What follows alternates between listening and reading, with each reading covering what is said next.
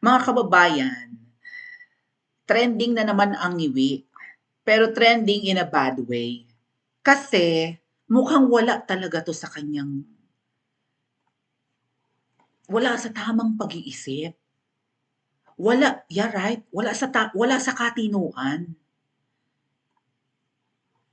Budolero lang bang talaga or nakatira? Kasi sa isang, I think, campaign sortie,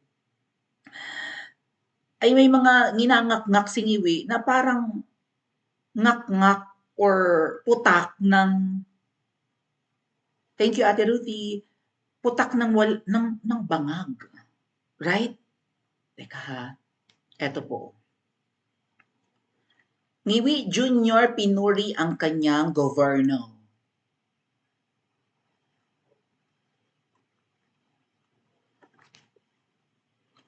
Eto na naman tayo sa mga politikong nagbubuhat ng sarili nilang bangko. I mean, once in a while, everybody loves to talk about themselves, tama? Ang pinakapaborito nating paksa talaga. Tagalog na Tagalog. Ang pinakapaborito nating topic sa conversation, walang iba kundi ang ating sarili. We love to talk about ourselves. We love ourselves, right? Mahal natin ang ating sarili, proud tayo sa ating sarili. Minsan nagpapabebe tayo, I mentioned, keme-keme na nahihiya pa tayo or what. Pero kapag ka ang topic sa isang umpukan ay tayo, gusto natin yon lalo't positive.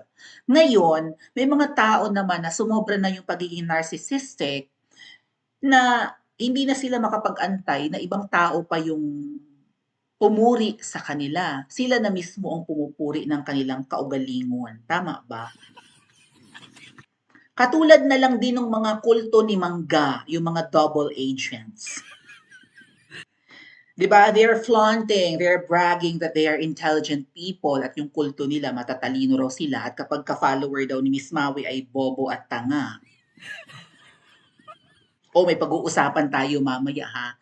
May isa na namang alam niyo, yeah, I think narcissistic personality is a mental disorder, tama? So may ting-aling, may isa pa tayong topic na parang may ting-aling rin. Para ka nang may sayad eh. Right?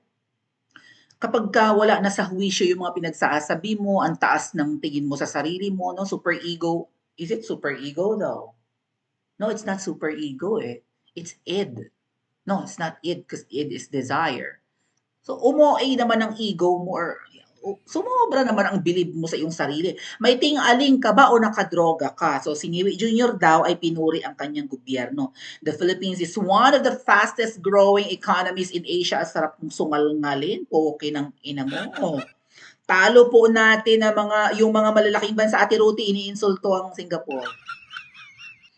Hello sa mga nanonood sa Japan, sa Hong Kong, sa Thailand, 'di ba, sa Vietnam, na mga nagbo-boom ang economy. Diyos ko, matatalo na nga kayo diyan, Pilipinas ng Lao.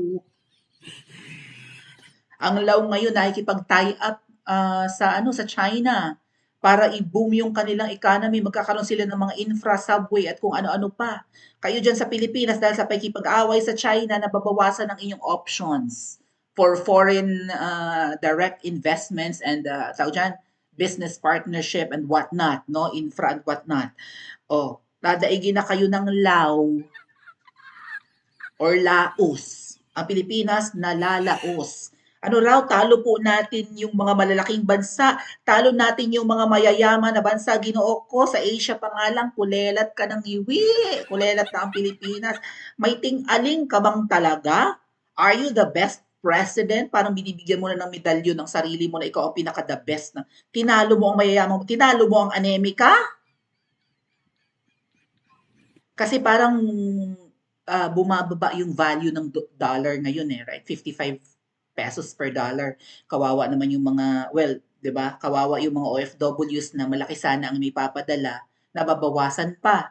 Kung ang maipapadala mo sana sa Pilipinas ay 60,000, kung ang palitan nga po ay, 'di ba, 60 pesos per dollar. So, kung magpapadala ka ng $1,000, 60,000 sana yun. Eh, bumaba ngayon yung value ng dollar. So, yung 60,000 na marireceive ng kamag-anak mo out of $1,000 na ipapadala nyo, ay magiging 55,000 na bawasan pa ng 5,000. At paglaki ng padala mo, paglaki rin ng nababawas, no? So, ang nagbe-benefit, syempre, sa mga remittance na kapag malakas ang dolyar ay ang mga kababayan nating OFWs at ang mga kamag-anak dyan sa Pilipinas. So dahil nga po bumagsak ang dolyar, nagmamayabang na siguro itong Niwi na 'di ba, lumalakas ang piso dahil humihina ang dolyar. Yung parang narrative nung anak niyang sabaw din, na si Charis Pimpinko. Okay, kailan ba niya 'to sinabi? Sa isang talumpati, ipinagmalaki ni Ngiwi M ang umano'y mabilis na pag-unlad ng ekonomiya ng Pilipinas, sabay sabing tinalo na raw ng bansa ang malalaki at mayayamang ekonomiya sa Asya. Diyos ko po, bangag talaga. Paano uunlad ang economy? Ay yung ibang export natin, parang tinanggihan na ng China. Kasi ang mangyayari mga kababayan, kung magkakaroon man ng giyera, ang pinakamatinding gagawin ng inchik sa Pilipinas ay economic warfare or economic war. Kapag yung mga binibili yung murang mga Chinese goods, produkto, yung mga in-order nyo sa Shopee, sa Lazada, sa TikTok Shop, kapag kinat ng China yan, good luck sa inyo. Kapag tinaasan yung taripa or whatever, mapapamahal ang mga binibili yung mura sa mga online stores. Yung mga nabibili yung made in China, plato, di ba? Kung ano-ano pang gamit sa bahay, furniture, even appliances, no, damit, sapatos, kung ano pa man na galing China, ay, kung sabagay, yung ibang gawa sa Philippines, lalagyan nila ng made in China. Kahit gawang Pilipinas, lalagyan nila ng made in Japan, made in the US. Maraming namimeke. Yung Michael Kors nga, eh, gawang China yan, eh, gawang Pilipinas rin. Even yung Guess na brand, kumusta na yung Guess? Parang nalaos na yata yung Guess. O, di ba, made in the Philippines yan, ang mga factories dyan, dyan ginagawa yan somewhere in Laguna. O, so, tapos ngayon, paano magbo-boom ang ekonomiya ng Pilipinas? Hakuting, mahina naman ang ating export. Mahina yung pagbebenta natin ng mga produkto natin. Oh, anong nagpapalakas ng economy ng Pilipinas? Paano? Eh tamad ka naman, gala ka pa ng gala, hindi ka naman nagtatrabaho. Ang Pilipinas ngayon ay kinokonsidera ng ating mga karatig bansa, ulul, the Philippines is one of the fastest growing economies in Asia, ani Marcos. Talo po natin ang malalaking bansa. Talo natin yung mga mayayamang bansa like UK. Hello mga taga UK. New Zealand, Canada. Hello. Bukod sa US, di ba? Hello Germany. Tinalbugan na ba natin ang production ng Germany, ang economy ng Germany? What about Switzerland? May aning si bakla. May aning singiwi, no? May miting aling, anes. Ano ang tinira nito? Dagdag pa niya, may direktang epekto raw ang pag-unlad ng ekonomiya sa araw-araw na buhay ng mga Pilipino. Ngunit sa kabila ng kanyang pagdiin, marami ang pumuna sa kabila ng tumitinding gutom. Ay, dahil nga na-achieve niya yung benting bigas kunwari, ay talaga nagbo-boom na raw yung economy. Kasi bumaba na raw ang halaga ng bilihin. Tologogo. Ay yung kilo dati ng baboy hindi pa umaabot ng 200. Eh ngayon 400 ang kilo ng baboy dyan sa Pilipinas. Mahal pa rin ang bilihin. Abangan nyo, pagpatak ng October, November, December, lalo yung December, magmamahal na naman ang mga bilihin. Sibuyas nyo, magsa-spike na naman ang presyo. 'Di ba? Hindi lang yan inflation mga kababayan, law of supply and demand yan. Ay kapag kulang ang supply at kaunti ang mabibili, ang mga nagbebenta minamahalan kasi alam nilang in demand. O mabenta ang sibuyas, mabenta ang mga recados kapag Christmas seasons. Tapos ang mga farmers naman natin ay kinokompetensya ng mga import, si Kuting mahilig bumili abroad. Bagsak ang negosyo ng mga magsasaka dyan sa Pilipinas.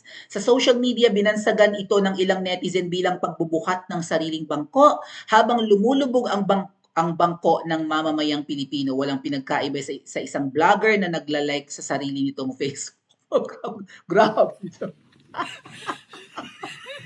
Siyempre, minsan pupusuan din natin yung likes natin, di ba? Pero, ayan nga po, mga kababayan, ano ba to? Anong nangyayari kay Ngiwi? Budol. Right?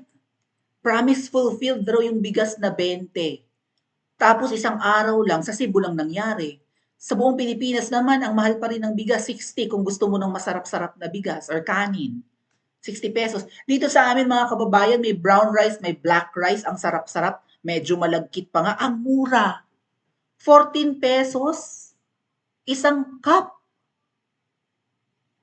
Pero mamahaling bigas, ang laki pa ng serving. Makakabili ka dito ng 10 pesos, isang cup ng kanin. Ha? Isang takal. Oh, meron ditong, yeah, medyo malagkit talaga ang kanilang kanin mga kababayan. Ang sarap, no? Siyempre yung mga may kulay na bigas, alam nyo kasi, yung variety ng bigas na may kulay, yan yung sinaunang bigas na merong sustansya. Okay? Rich in nutrients yung mga bigas na may kulay. Yung mga violet, mga black, mga red, ganoon, maroon. Pero yung bigas na puti, yan po ay hybrid na eh. No, yan na yung latest breed ng bigas na parang dinoktor-doktor na nila yung genes and whatnot, genome and whatnot. So, hindi na yan masustansya. Ang habol lang kasi ng iba, maputi yung bigas, malinis tingnan. Pero yung mga may kulay, yan po ang sa tingin namin ang masustansya. At yan ang binibili ko, no? Mura lang, ang sarap pa. Hindi pa guilt, hindi ka pa nakakaramdam ng guilt na kumain ng ganung kanin kasi nga hindi siya mabigat sa tiyan. Also, hindi siya nakakataba. Ay, yung puting bigas, high in carbohydrates yan. Puro carbohydrates yan.